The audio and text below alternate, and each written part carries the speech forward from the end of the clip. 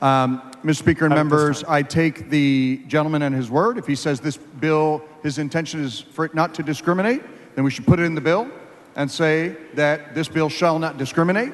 And that's what my amendment does. So please vote aye. Move adoption. Representative Jones, for what purpose? Will the gentleman, yield for questions? I like your... Does the gentleman yield for questions? Oh, I'm sorry. I yield for questions. He yields. Sorry. Thank you. So I like your amendment because it says that you won't discriminate, or you can't be discriminated against if you're transgender, but also that you can treat gender dysphoria. So it made me think of situations, because I've heard people talk about how by the time you're 20, I guess you're cured of whatever. But I think of a client that I had once who was a trans woman, and I had him in court, I had her in court, and everybody didn't understand that she was a woman. So when I was investigating so that I could mitigate during her punishment if she got convicted, I went and I talked to her mom. And I asked her mom, like, how long has she been like this? And her mom says, well, when she was in pre-K and they would line them up to go to the restroom and they put the boys on this side and the girls on this side, even though she was born, I guess, a biological boy, she would always get in line for the girls' restroom.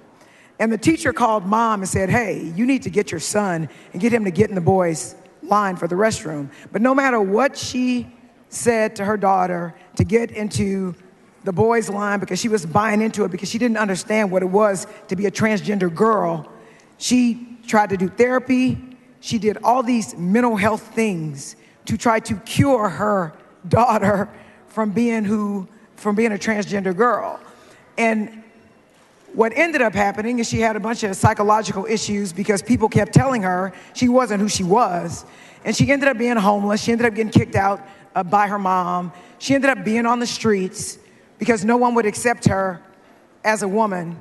And so she was well past 20 when I had the opportunity to meet her. And so I like your amendment in that it recognizes that there's gender dysphoria, but it also recognizes that there are actually transgender women. Because as a child of a parent who committed suicide because something was going on in his mind, it concerns me that we are not accepting people, at least in this house, for who they are, and whether we want to believe it or not, and we're trying to relegate it to just being mental. I will say this, that I've had two friends who lost their children who committed suicide. One was 11 and one was 16 on his 16th birthday because of the hate that is directed at the LGBT community. So I think that your amendment is great, and I would be curious to know what caused you or led you to draft this amendment that understood that there are some people that have gender dysphoria, but that there are other people who are trans, boys or girls, men or women. It's pretty simple. I don't believe in discrimination. If we don't want to discriminate, we adopt this amendment and we say that kids can receive treatment no matter who they are, health care no matter who they are, the care that they need no matter who they are. Move adoption. Question occurs on the adoption of the amendment by Representative Anchia. A record vote. The clerk will ring the bell. Shall Representative Click voting no? Shall Representative Alverson voting no? Have all voted?